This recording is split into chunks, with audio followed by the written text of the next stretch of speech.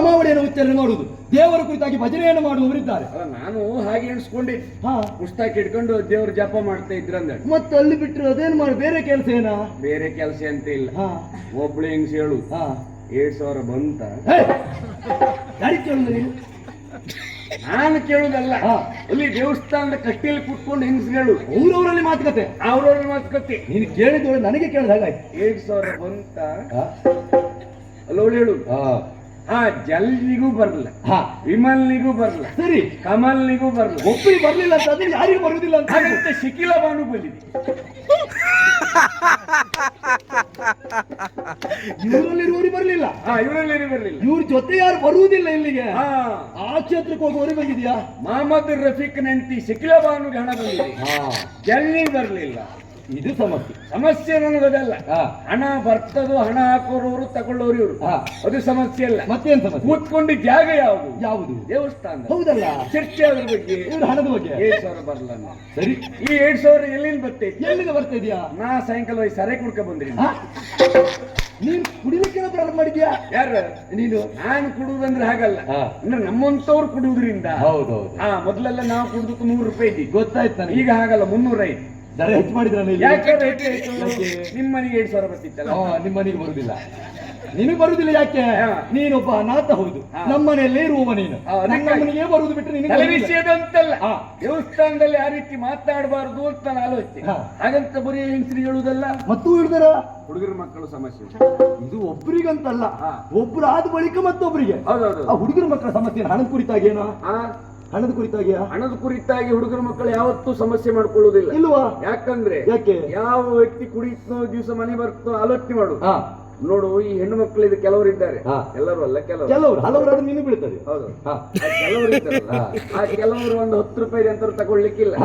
ಆಕೆ ಮುಖಪುಟದಲ್ಲಿ ನಾನು ಮತ್ತು ನನ್ನ ಗೆಳತಿ ಒಣಗೂರು ಜಾತ್ರೆ 10 ರೂಪಾಯಿ ಬಳಿ ತಗೊಂಡಿ ಕಳಿಸಿ ಆಯ್ತು. ಊರ್ ತುಂಬ ಹೋಯ್ತು. ಮೊದಲಿಗೆ ಯಾರು ಬೇಕು ಅವರಿಗೆಲ್ಲ ಹೋಗಿರ್ತದೆ, ಅದಕ್ಕೆಲ್ಲ ಬಂದಾಯ್ತು. ಅದೆಲ್ಲ ಆಗಿ ಹಾಗಂತ ಹುಡುಗರ ಮಕ್ಕಳು ನೋಡು, ಯಾವುದೇ ಕೋಣಂದೂರಲ್ಲಿ ಅದೇ ಇದ್ರಲ್ಲಿ ಒಂದು ಮದ್ಯದ ಕೇಂದ್ರದ ಅಂಗಡಿ ಹೋಗ್ಲಿ, ಒಂದು 2,000 3,000 ಖರ್ಚೇ ಇಲ್ಲಿ, ಇವನಿಗೆ ಗೊತ್ತುಂಟು. ಹೌದಾ? 2,000 3,000 ಮನೆಗೆ ಹೋಗುವಾಗ ನಾನು ಇವತ್ತೆ ಅಂತ ಕುಡಿಲ್ಲ ಅಂದ್ರೆ ಬಿಟ್ಕೊಡುದಿಲ್ಲ. 3 ಪಟ್ಟು ಕುಡಿದ್ರು ಖರ್ಚೇ ಇಲ್ಲ ಅಂತ ಹೇಳ್ತಾರೆ. ಹೌದು, 4,000 ಹೋಗ್ಲಿ 10,000 ಹೋಗ್ಲಿ ಖರ್ಚಾಗಲಿಲ್ಲ ಮನೆ ಬಂದು ತೋರಿಸ್ತಾರೆ. ಹಾಗಾಗಿ ಗಂಡು ಮಕ್ಕಳು ಬಿಟ್ಟರು. ಹಾಗಂತ ಎಲ್ಲ ಗಂಡು ಮಕ್ಕಳು ಒಳ್ಳೆಯವರಲ್ಲ, ಕೆಲವು ಗಂಡು ಮಕ್ಕಳು ಕೈಯಲ್ಲಿ ಹೋಯ್ತಾ? ಅಲ್ಲ, ಕೆಲವರಿಗೆ ಹಲವರಿಗೆ ಹೋದ್ರೆ ಗೊತ್ತಲ್ಲ, ಗಂಡು ಮಕ್ಕಳು ಅದೇ ಯಾಕೆ ರೀತಿ ಹೇಳಿದೆ? ಹೇಗೆ? ಮೊದಲೆಲ್ಲ ದೇವರ ಬಗ್ಗೆ ಒಂದು ಭಕ್ತಿ ಅಂತೆ. ಹೌದು, ಮಾಡಿಕೊಂಡು ಬಂದಿದ್ದಾರೆ. ಆ ಗುರುವರೇ ಹೇಳಿಕೊಡ್ತಾ ಇದ್ರು. ಏನು ಏನು ಎಲ್ಲಿ ದೇವಸ್ಥಾನವಿರಲಿ ಸರಿ, ಅಲ್ಲಿ 2 ಕೈ ಮುಗಿ ನಮಸ್ಕಾರ ಮಾಡ್ಬೇಕು ಅಂತಿದೆ, ಮಾಡಿಕೊಂಡು ಬಂದಿದ್ದಾರೆ. ಈಗ ಆಗಲ್ಲ, ಬದಲಾವಣೆ ಆಯ್ತು. ಅದರಲ್ಲೂ ಬದಲಾವಣೆ. ಈಗ ಇಂಥದ್ದೊಂದು ಬೈತಲ್ಲ, ಈಗ ಇದಕ್ಕೊಂದು ಸುಣ್ಣ ಉಜ್ಜಿ ಬೇಡ ಸ್ವಟ್ಟಿ ಆಯ್ತಿ. ಏನೇನು ಉಜ್ಜಿ ಬೆರಳು ಸ್ವಟ್ಟಿ ಐತಿ. ನೋಡುದು ಬೇಡ. ಯಾಕೆ? ಇಬ್ರು ಒಂದೇ ಅಂತ ಹೇಳಿದ್ರೆ ನಾನು ಹಿಡಿದು ನೋಡಿದ್ಯಾ? ಉಜ್ಜಿ ಅಂತ ಇತ್ತು, ಪಟ್ಟಿಗೆ ಆಯ್ತು. ಇಲ್ಲ, ದೇವಸ್ಥಾನದಲ್ಲಿ ಇರ್ಲಿ ಮೊದಲ ನಮಸ್ಕಾರ ಹೇಗೆ ಮಾಡ್ತಿದ್ರು? 2 ಕೈ ಮುಗಿದ್ ಮಾಡ್ತಿದ್ರು. ಈಗ ಆಗಲ್ಲ, ಇದರಲ್ಲಿ ಜಿಂಗಮವಾಣಿ ಇದು ಈಗ ಇತ್ತು, ದೇವರಲ್ಲಿ ಇತ್ತು.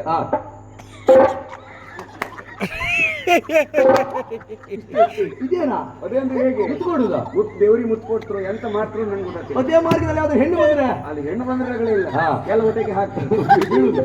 ಸಮಸ್ಯೆ ಅದಲ್ಲ ಇದೆ ಅಂದ್ರೆ ಹೀಗೆ ಮಾಡ್ತಿದ್ರೆ ಇಚ್ಚಿಗೆಯಲ್ಲಿ ಹೀಗೆ ಮಾಡ್ಲಿಕ್ಕೆ ಆಗುದಿಲ್ಲ, ಅದು ಬೀಳ್ತದೆ. ಯಾಕಂದ್ರೆ ಇದು ಬೀಳ್ತದೆ, ಇದು ಸೊಟ್ಟೆ, ಮತ್ತಿದು ಯಾವ್ದು ಹೇಳುವುದಿಲ್ಲ, ಬಿಡಿಸ್ಲಿಕ್ಕೆ ಬರುವುದಿಲ್ಲ, ಇದೆ ಬಿಡು. ಮುಂದೆ ವಿದೇಶದಲ್ಲಿ ಏನುಂಟು? ವಿದೇಶದ ಕುರಿತಾಗಿ ಆಲೋಚನೆ ಮಾಡಿ ನೋಡಿದ್ರೆ ಅಷ್ಟೆಲ್ಲ ಅಭಿವೃದ್ಧಿ ಆಗಿದೆ. ಹೌದು, ಅಭಿವೃದ್ಧಿಯ ಮೂಲವನ್ನು ಹುಡುಕಿಕೊಂಡು ಹೋದ್ರೆ ದೇವರ ಅನುಗ್ರಹ ಇರ್ತದೆ. ಯಾರು ಹೇಳಿದ್ದು? ನಾನು ಹೇಳು. ಖಂಡಿತವಾಗಿ ಅಲ್ಲ, ಅದೆಲ್ಲ ಇದ್ದದ್ದೇ ಹೌದಂತಾಗಿದ್ರೆ ಮಾಡುವಂತ ಕಾರ್ಯ ಯಾವುದು? ಆ ದೈವಸ್ಥಾನದ ಜೀರ್ಣೋದ್ಧಾರ ಕಾರ್ಯವನ್ನು ನೋಡಿಕೊಳ್ತಾರೆ. ಮೊದಲಾಗಿ ಹೋಗಿ ಹುಂಡಿಯನ್ನು ತೆರೀತಾರೆ, ಅಲ್ಲಿ ಹಣ ಸಿಗಲಿಲ್ಲ ಅಂತಾದ್ರೆ ಮನೆಗೆ ಬಂದು ಹುಡುಕ್ತಾರೆ, ಅಲ್ಲೂ ಸಿಗಲಿಲ್ವಾ ಸಾಲವು ಸೂಲವು ಮಾಡಿ ದೇವಸ್ಥಾನದ ಜೀರ್ಣೋದ್ಧಾರ ಮಾಡ್ತಾರೆ ಬಿಟ್ರೆ ಅವರು ಮನೆ ಕಟ್ಟಿಕೊಳ್ಳಕ್ಕೆ ಹೋಗುವುದಿಲ್ಲ. ಹಾಗಾಗಿ ವಿದೇಶದಲ್ಲಿ ನಾನು ಕಂಡದ್ದಾದ್ರೂ ಹೇಗೆ ದೇವರ ಗುಡಿ ಇಲ್ಲ, ದೈವ ಮಂಟಪವಿಲ್ಲ, ಕೈ ಮುಗಿಯುವಂತ ಭಕ್ತರಿಲ್ಲ, ಅದೆಲ್ಲ ಇಲ್ಲದೇ ಇರುವುದಿಲ್ಲ ಅಂದ್ರೆ ಅಲ್ಲಿನ ಅಭಿವೃದ್ಧಿ. ಇಲ್ಲೆಲ್ಲ ಅಭಿವೃದ್ಧಿ ಆಗ್ಲಿಕ್ಕೆ ಉಂಟನ? ಇನ್ನು 10-15 ವರ್ಷ ಹೋದ್ರೆ ಇದ್ರ ಕಥೆ ಇಷ್ಟೇ. ಅಂದ್ರೆ ಒಟ್ಟಿನಲ್ಲಿ ನೀನು ದೇವರು ನಂಬುದಿಲ್ಲ? ನನಗೆ ನಂಬಿಕೆ ಇಲ್ಲ. ಅದಕ್ಕೆ ಕೇಳೋದು, ವಿದೇಶದಲ್ಲಾಗ್ಲಿ ಎಲ್ಲೇ ಆಗ್ಲಿ ಹೆಚ್ಚು ಹೋದ್ರ ಹತ್ರ ಹೆಚ್ಚು ಮಾತಾಡೋಕಾಗ. ಅಮ್ಮ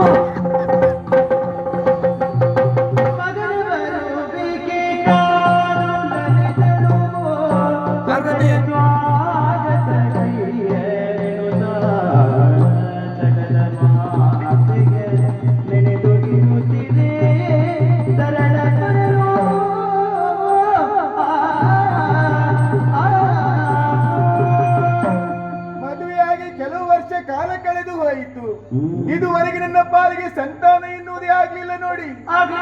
ಹೌದಪ್ಪ, ಈ ಕಾಜಳ್ಳಿ ಊರಿನವರೆಲ್ಲ ಹೇಳುವುದೇನು, ಲಲಿತ ನೀ ಬಂಜೆನದಾಗಿ ಎಲ್ಲರೂ ನನ್ನ ತಾಸ್ಕಾರ ಮಾಡಿ ಮಾತನಾಡುವುದಕ್ಕೆ ಮುಂದಾದ್ರು.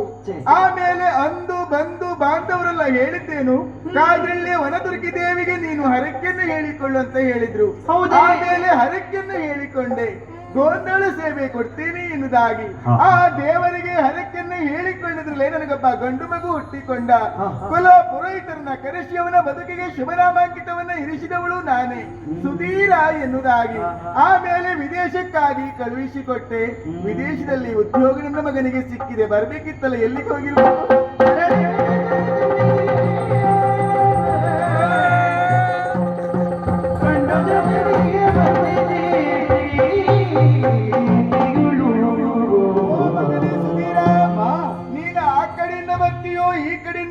ಎಂಬುದಾಗಿ ಇಣಿಕಿ ನನ್ನ ಕುತ್ತಿಗೆ ಏನಾಯ್ತು ನೋಡು.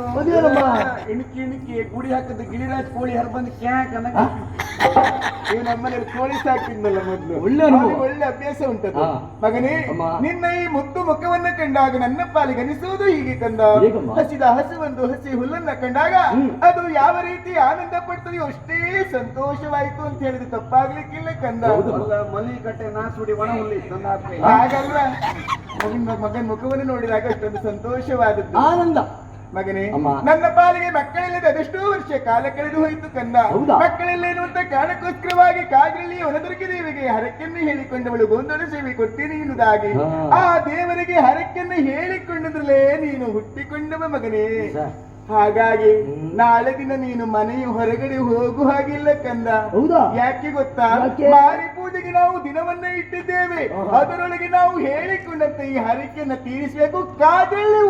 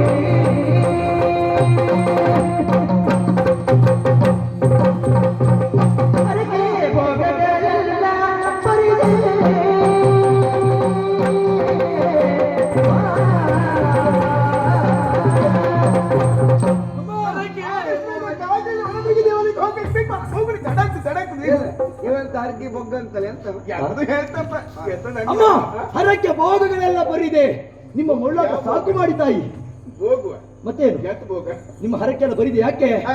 ಏನು ಹರಕೆ ಹೇಳಿಕೊಂಡಿದ್ರೆ ನಾನು ಹುಟ್ಟಿಕೊಂಡಿದ್ದ ಹೌದು. ಖಂಡಿತವಾಗಿ ಅಲ್ಲ ಹಾ. ಕೆಲವೊಬ್ರಿಗೆ ಹಾಗೆ ತಾಯಿ ಏನು? ಮಕ್ಕಳಾಗುವಾಗ ಸ್ವಲ್ಪ ತಡವಾಗುತ್ತದೆ ಹೌದಾ? ಆಮೇಲೆ ನೀವು ಹರಕೆ ಹೇಳಿಕೊಂಡ್ರಿ ಹಾ. ಅಲ್ಲೆಲ್ಲೂ ಕಾಕತಾಳಿ ಎಂಬ ರೀತಿಯಲ್ಲಿ ನಾನು ಹುಟ್ಟಿಕೊಂಡೆನು ಕಾಕ ತಾಯಿ ಎಲ್ಲ ಯಾವ ತಾಯಿ ಎಲ್ಲ ಹರಕೆ ಹೇಳಿಕೊಂಡಿದ್ರೆ ನೀನು ಹುಟ್ಟಿಕೊಂಡು ಹರಕೆಯೂ ಬೇಡ ಸೇವೆಯೂ ಬೇಡ ಆ ಬೋದಾಳ ಹರಕೆಯ ನೀವು ತಲೆ ಬಿಸಿ ಮಾಡಬೇಡಿ ಅಮ್ಮ ಈ ಹರಕೆ ಹೇಳ್ಕೊಂಡಿದ್ರಲ್ಲ ಹೌದೌದು. ಅಲ್ಲಿ ಕರ್ಕೊಂಡು ಬರುವ ಕೆಲಸ ಆದಷ್ಟು ಹಾ. ಕರ್ಕೊಂಡ ನೀವು ಮತ್ತೆ ಮಾತಾಡು ಬಿಡ್ರು ನಾನು ಹೊರಟೆ ಈಗ ಅಮ್ಮ ಹೋದದ್ದಾ? ನೀನು ಹುಟ್ಟಿದಿ ಅನ್ನೋದಕ್ಕೆ ಕಾರಣ ಹರಕೆ ಹೊತ್ರ ಮೇಲೆ ನೀವು- ಏ, ಹಾ? ಆ ಮಾತು ಹೇಳ್ಬೇಡ ಅಲ್ಲ ಹರಕೆ ಹುಟ್ಟದ್ದು ಹೌದು ಹೇಗೆ ಅದರಲ್ಲಿ ನೀನಂತೀಯ ಅಲ್ಲ ಅಮ್ಮ ಹೇಳು ನಂಗೆ ಅಮ್ಮ ಹೇಳಿದರೆ ಸತ್ಯ ಆಗುದಿಲ್ಲ ಇವನ್ ಕೆಲಸ ಮಾಡು ಏನು? ವಿದೇಶದಿಂದ ನೀನು ಬಂದಿದ್ದೀಯ ಎಂತ ಐಲಿಯ ಐಲಿ ನೀನು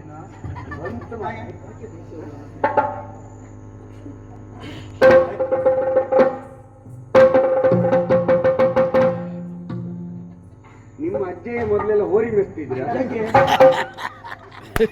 ನಿಮ್ಮ ಹೋರಿ ಹಿಡ್ಕ ಬಂದ್ರಪ್ಪ ನಾನು ಹುಟ್ಟುವಾಗ